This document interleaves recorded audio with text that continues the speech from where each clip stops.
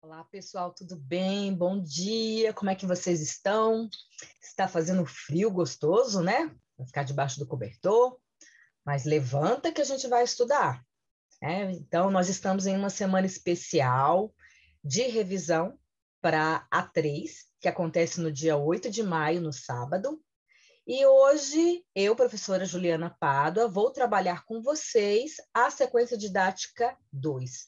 Peço paciência aí, porque tem muita leitura, atividades, então eu vou alternar a parte teórica com os exercícios, tá?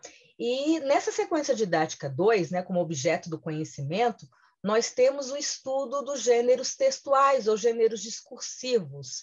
Desta vez, gêneros que se aproximam da linha jornalística, né? Então, e também textos digitais que nós trabalhamos. E aí nós temos notícia, charge, cartoon, tirinha e blog. Lembrando que nós trabalhamos também com memes, mas o que é que acontece? Memes não está sendo cobrado nesta prova, nesta avaliação, né? Só para lembrar. Então, fica aí a parte dessa revisão e objetivos da aula, né? Relembrar toda essa parte da sequência didática 2. Nossa principal referência hoje é a produção de texto, especialmente com a parte da notícia, do cartoon, charge, tirinha, tudo isso que nós vimos, tá bom? E aí nós começamos a pensar sobre esses gêneros textuais jornalísticos e também os textos digitais. Da notícia, da charge, do cartoon, das tirinhas ou tiras e do blog.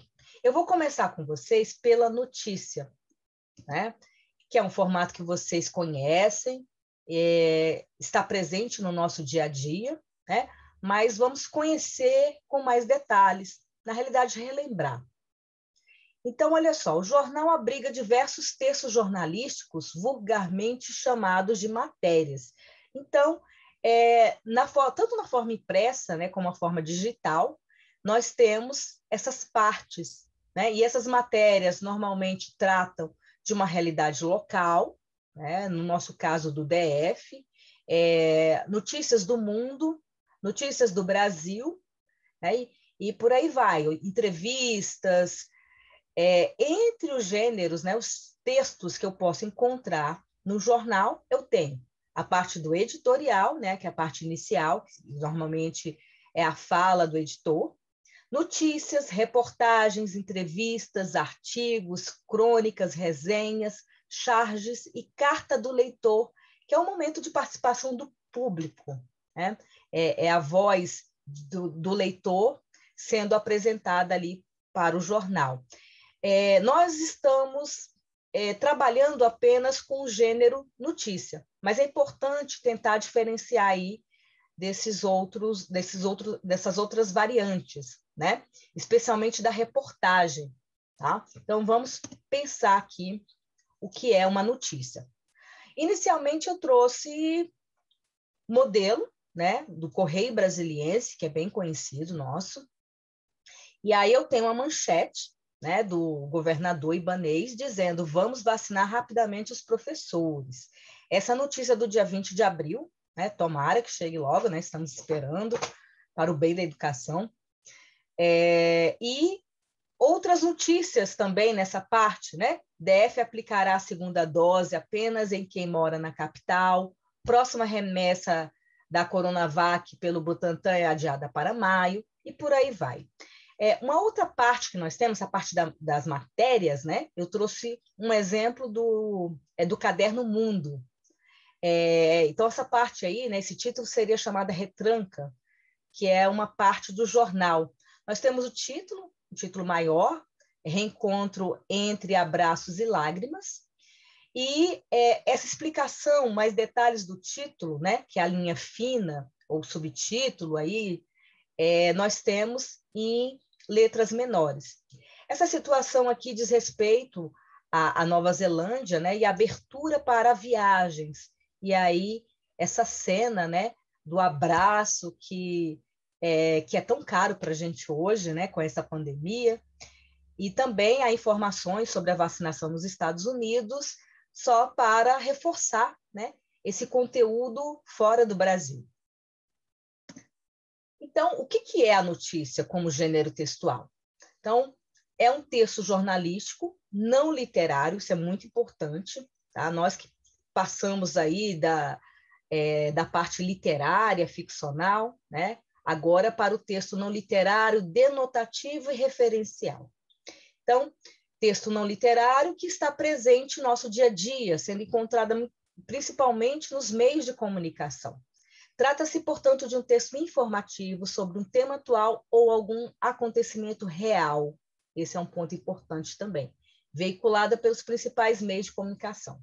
Jornais, revistas, meios televisivos, rádio, internet. Quantas notícias, né, a gente não acompanha aí pela internet, né? Hoje, por exemplo, durante essa gravação, eu vi a triste notícia, né, da morte do Paulo Gustavo, que morreu por Covid-19, muito triste, porque trazia tanta alegria, né, tanto humor. Mas, enfim, essa nossa realidade que está tendo esse lado, né? Mas vamos continuar. E aí, por esse motivo, né, as notícias possuem teor informativo e podem ser textos descritivos e narrativos ao mesmo tempo, apresentando, portanto, tempo, espaço e as personagens envolvidas. Vamos às características, aqui fica melhor para visualizar, né? Então, de novo, texto de cunho informativo, contendo uma descrição, uma narração, envolvendo as personagens reais, só para reforçar. São textos relativamente curtos, normalmente são curtos, uma parte maior, né, é destinada aí a uma reportagem, que tem o objetivo de detalhar, de aprofundar. A linguagem formal, clara e objetiva, textos com títulos, né, o texto principal e auxiliar, em terceira pessoa impessoal, isso é muito importante, diferenciando a notícia da reportagem. Na notícia, nós temos, aliás, nós não temos a assinatura, né, de um jornalista e não temos também a opinião pessoal. O discurso é indireto, né, fatos reais, atuais do cotidiano. Está tudo repetido aí para vocês gravarem de verdade. Na estrutura da notícia, e eu até mostrei para vocês uma pirâmide invertida, né, que mostra bem essas partes, né? Nós temos no primeiro parágrafo todas as informações necessárias, né, as mais importantes, de uma forma bem sintetizada, para que o leitor já saiba, né, qual é o teor da informação. Então, o lead é exatamente essa parte inicial, né, ali que seria o direcionamento, o guia, né, para a informação, para essa notícia. Então, no primeiro parágrafo, a gente tem quem, o que aconteceu, onde, quando, e ao longo, né, do texto, né, no corpo do texto, a gente vai ter mais detalhes, como, por quê, para quê. Vamos agora para um modelo, né, um exemplo de notícia, e a partir desse texto nós vamos fazer já uma atividade, responder a uma questão sobre isso, tá bom?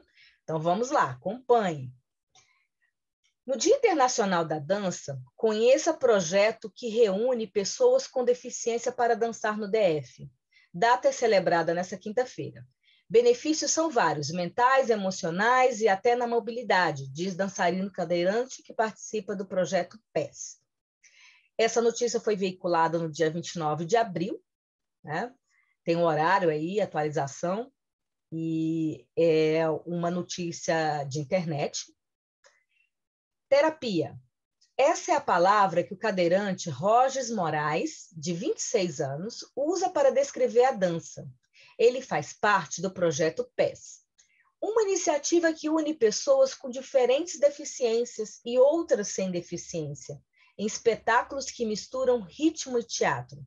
Os benefícios da doença são vários, mentais, emocionais e até ajuda na questão da mobilidade. Então, se torna basicamente uma terapia, diz Rogers. No Dia Internacional da Dança, celebrado nesta quinta-feira, 29, Rogers e outros bailarinos contam que essa arte pode ser vista como uma forma de libertação.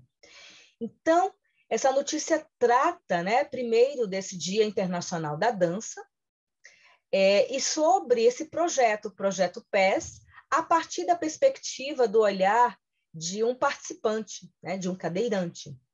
Vejam que aí eu tenho o destaque da notícia, a repetição lá no início, no subtítulo da fala do Rogers. Essa parte aí, grifada em azul, nós já sabemos que é o hiperlink que direciona para o aprofundamento desse assunto, para conhecermos melhor esse projeto. E a continuidade aqui, né, com a foto, que é muito comum na notícia. Eu tenho a legenda dessa foto, os dados, quem tirou, e o título, né, um subtítulo aí, O Mundo como Palco.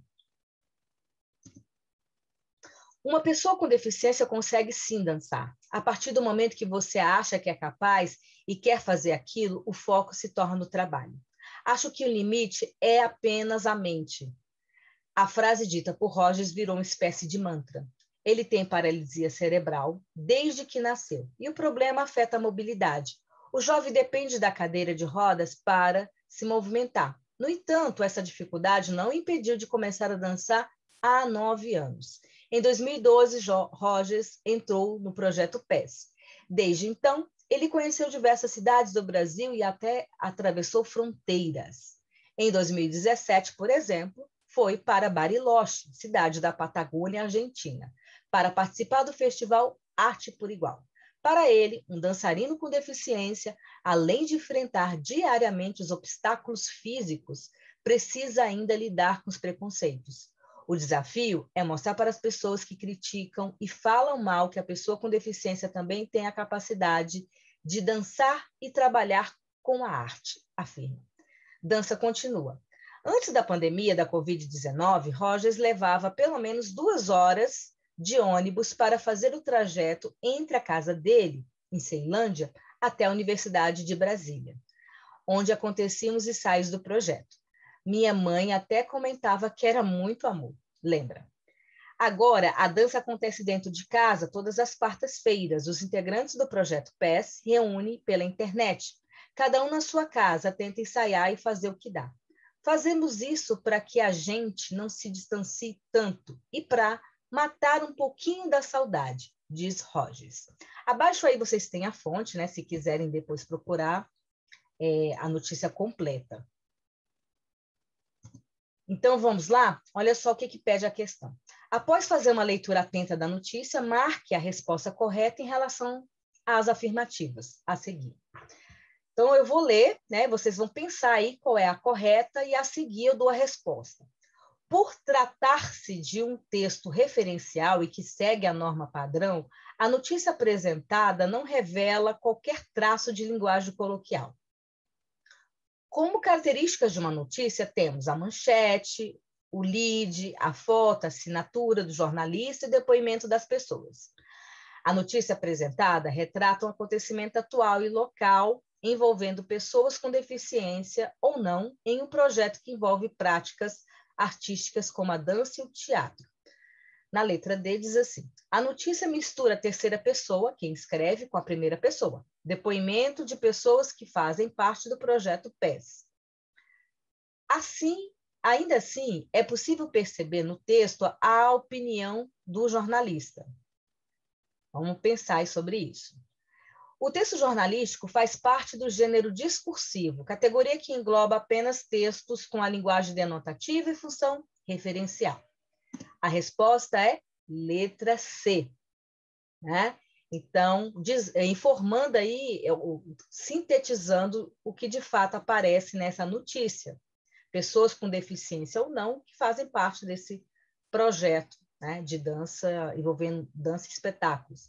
A letra A não é porque o Rogers apresenta uma linguagem coloquial que está presente na notícia. A notícia em si não apresenta linguagem formal, mas, né, pode aparecer nesse contexto.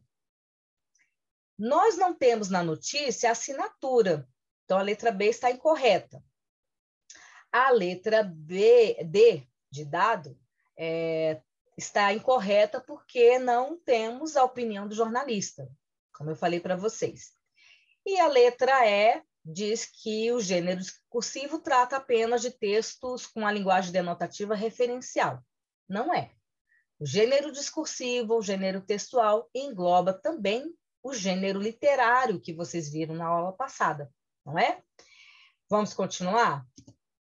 Aqui agora eu tenho blogs. Né? O que é um blog?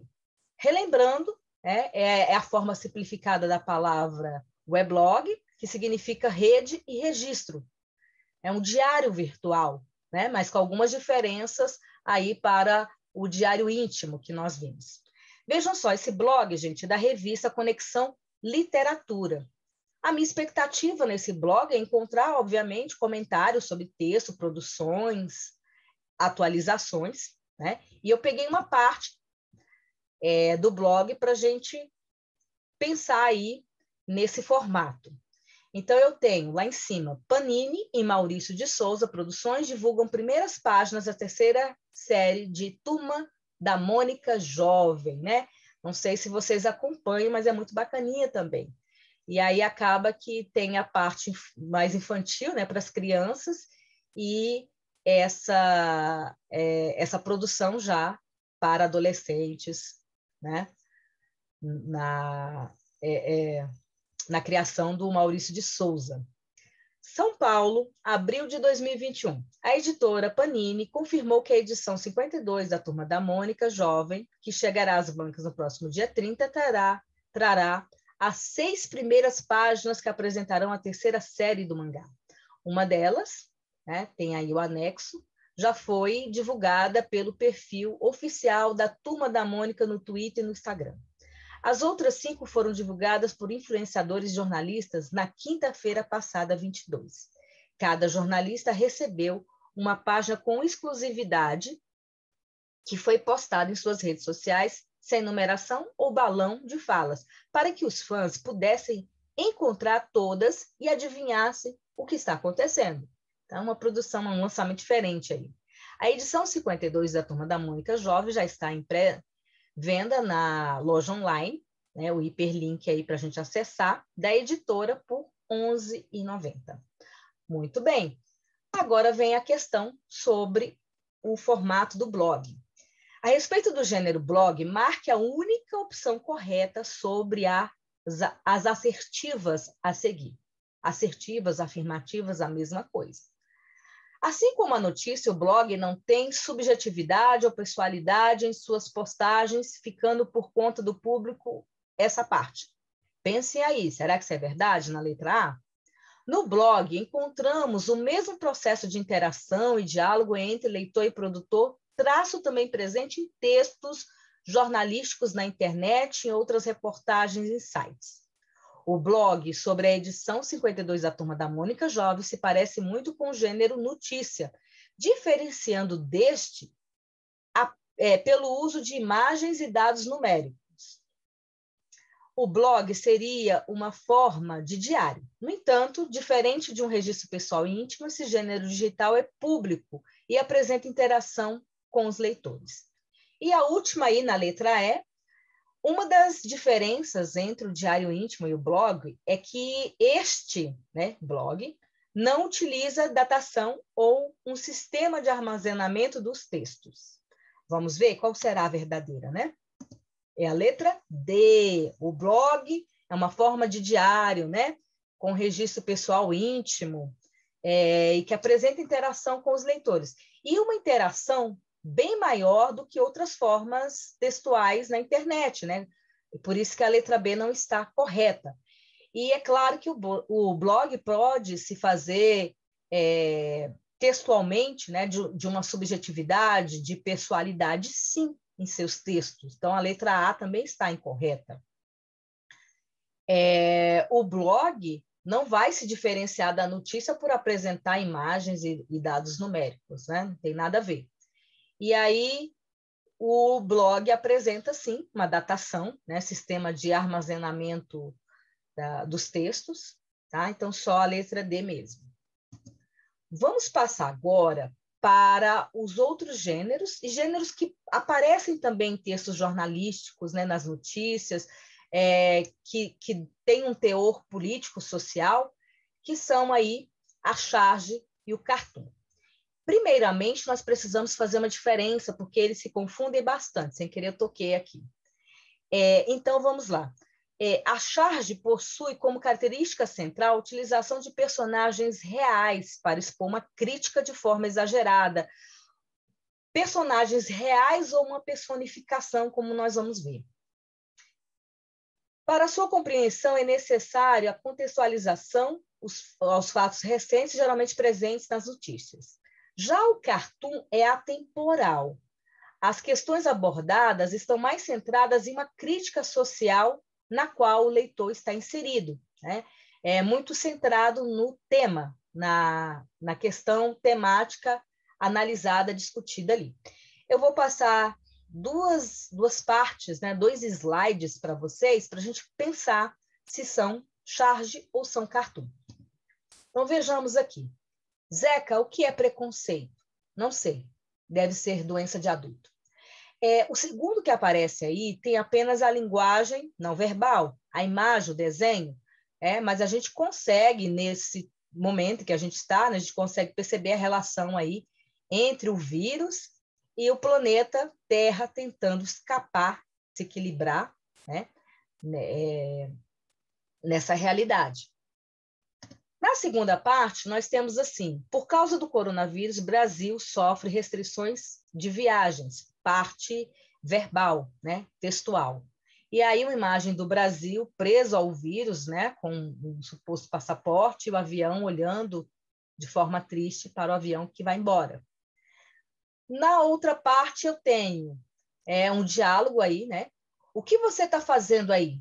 Ostentando, né? Que é uma palavrinha que se tornou parte do nosso vocabulário, das discussões populares aí, né? Vamos ostentar, que significa alguém que está acima, né, da média aí, quase rico, e é a brincadeira em relação ao preço do botijão de gás. Vamos pensar, essa primeira parte aqui é cartoon ou é charge? E essa segunda? Essa primeira parte é cartoon. É cartoon porque trata da temática, né, do preconceito. Ora, mas o vírus está acontecendo no momento, mas aqui a questão é pandemia, e a pandemia que se torna histórica, né? Não tem o objetivo de falar de uma personagem, de uma situação muito específica.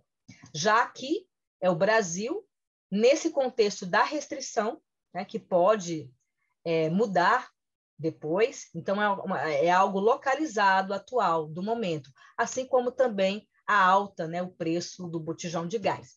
E eu fiz aqui uma síntese dessa análise, tá? Então, os 2 primeiros textos devem ser classificados como cartoon, uma vez que tratam de temáticas atemporais, preconceito, pandemia, e sem o uso de um contexto específico da atualidade apenas.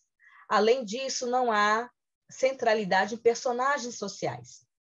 Já os 2 últimos textos são charges, uma vez que tratam de questões específicas de um contexto e fazem do Brasil e do botijão de gás personagens ali de um retrato histórico momentâneo.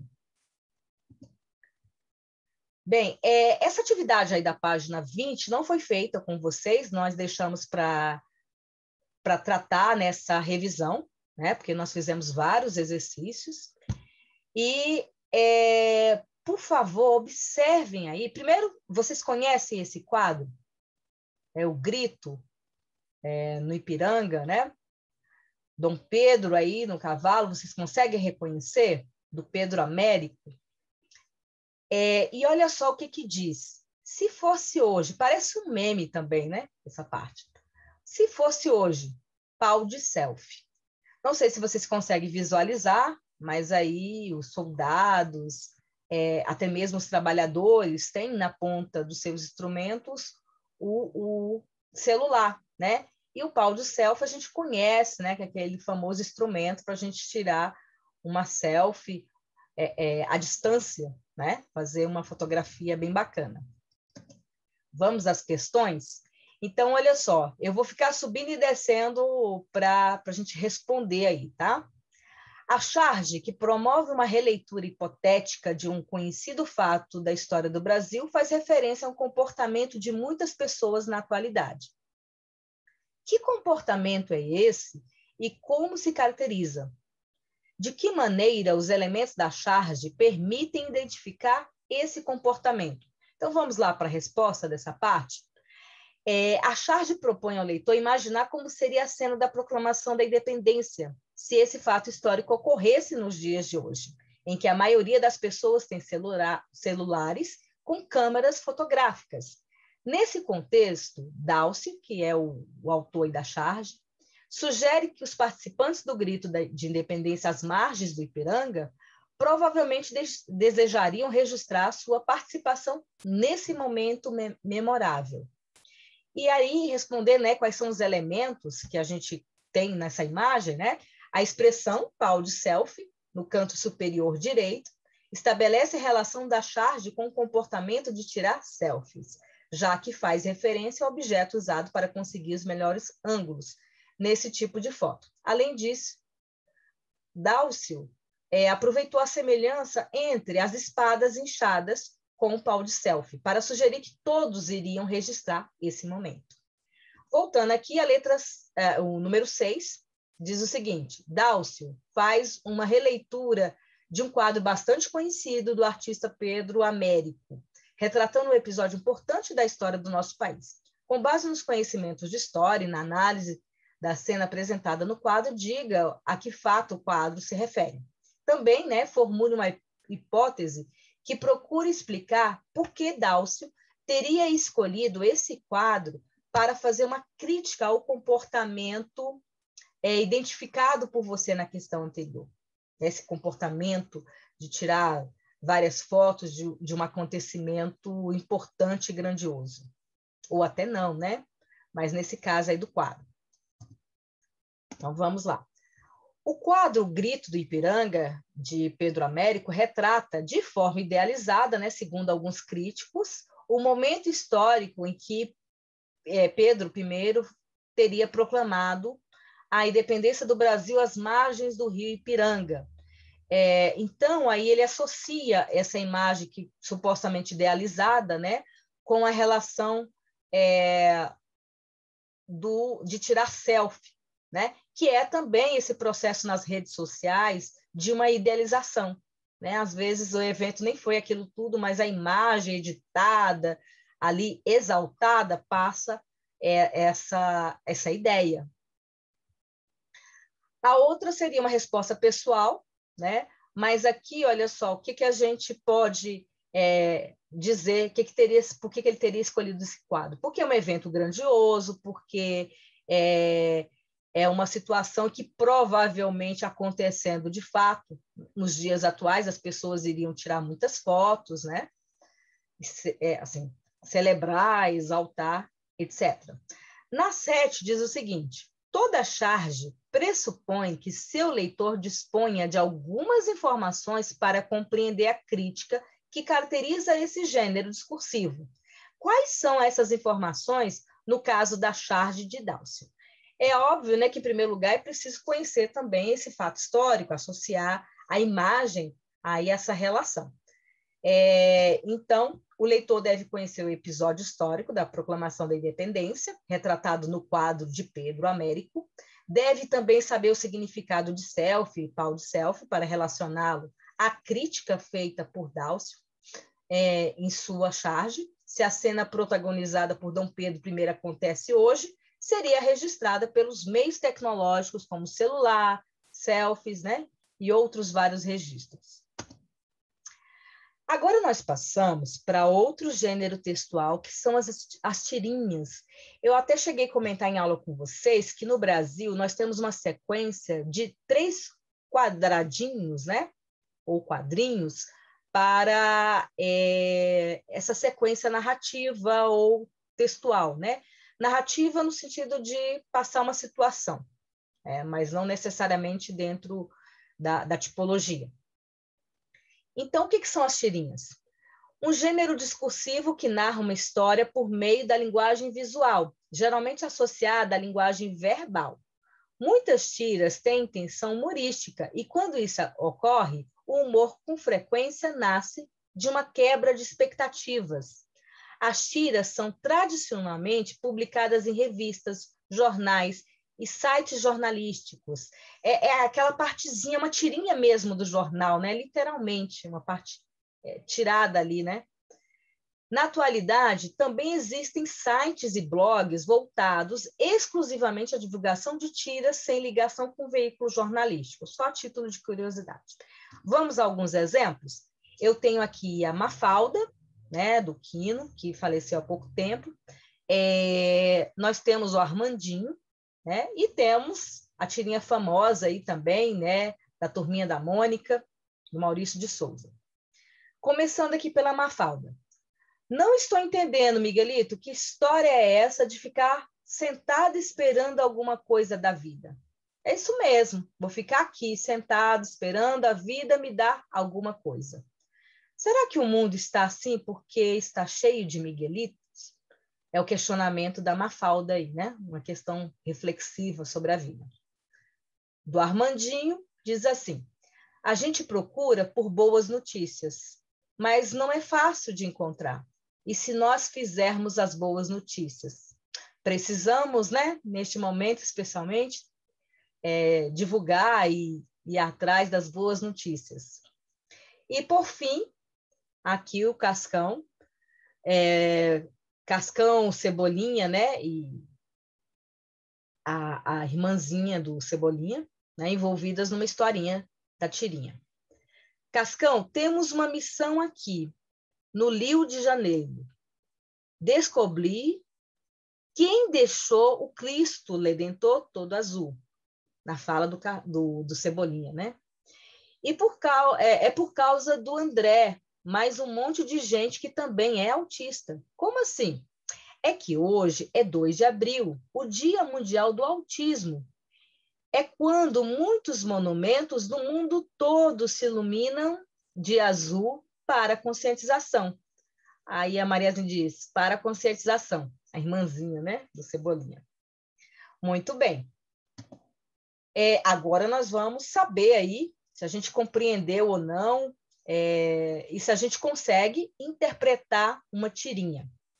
Considerando esses elementos verbais e não verbais da tirinha, é correto afirmar que o que contribui de modo mais decisivo para o efeito do humor é.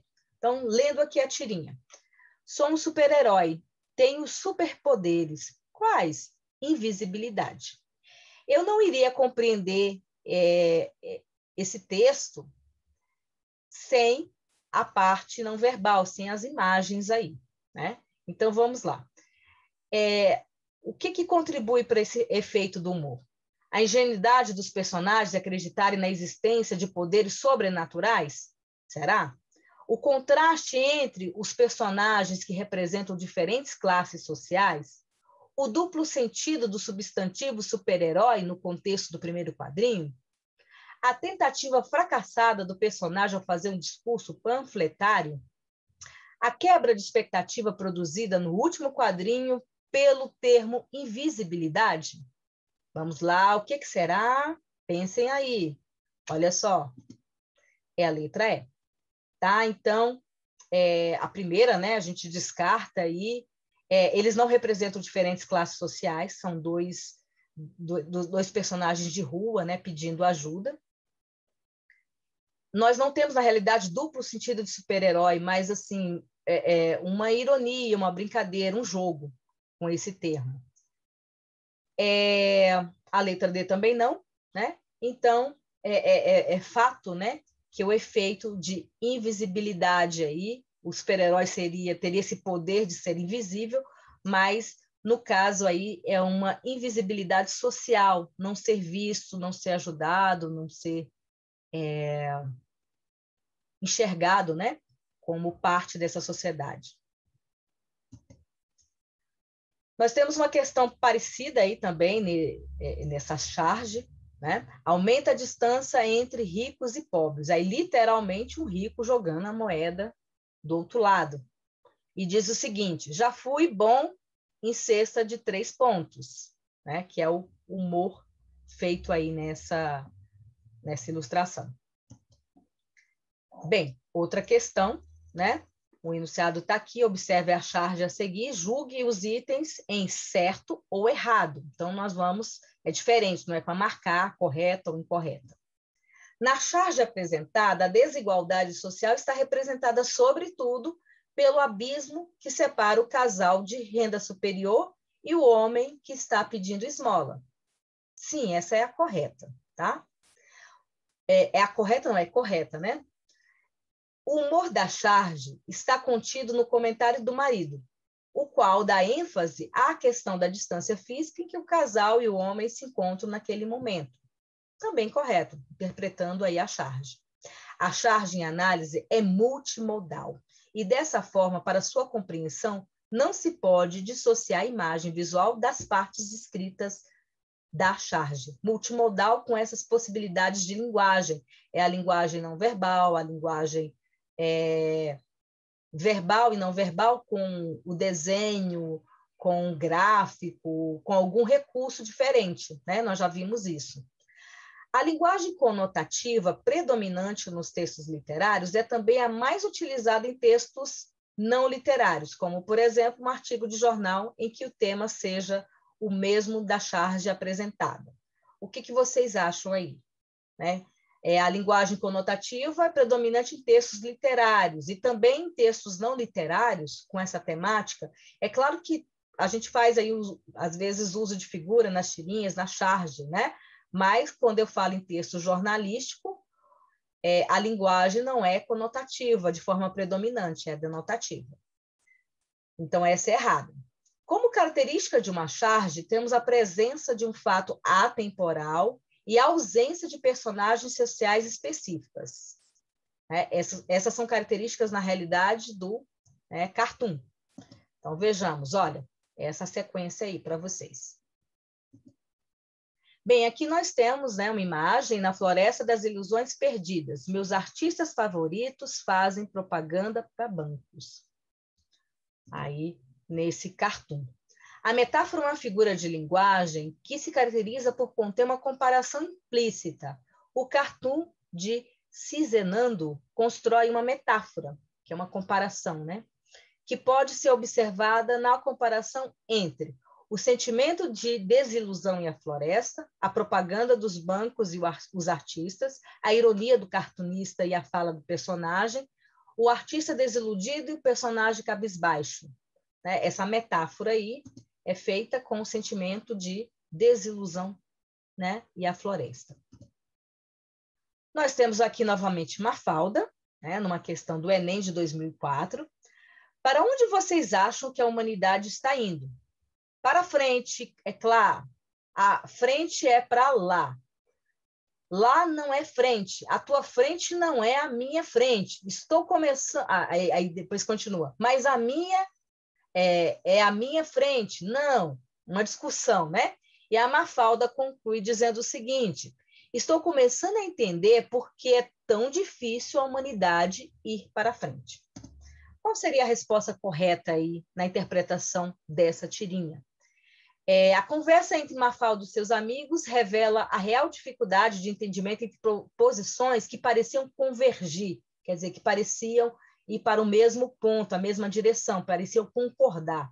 Desvaloriza a diversidade social e cultura e a capacidade de entendimento e respeito entre as pessoas, expressa o predomínio de uma forma de pensar e a possibilidade de entendimento entre posições divergentes, ilustra a possibilidade de entendimento e de respeito entre pessoas a partir do debate político de ideias, ou mostra a preponderância do ponto de vista masculino nas discussões políticas para superar divergências. O que, de fato, nós temos na tirinha, né? Essa dificuldade no entendimento de posições que pareciam convergir. Bem, aqui nós temos algumas atividades a mais para vocês, né? nós passamos ali nas orientações da semana, que são das páginas 42 e 43.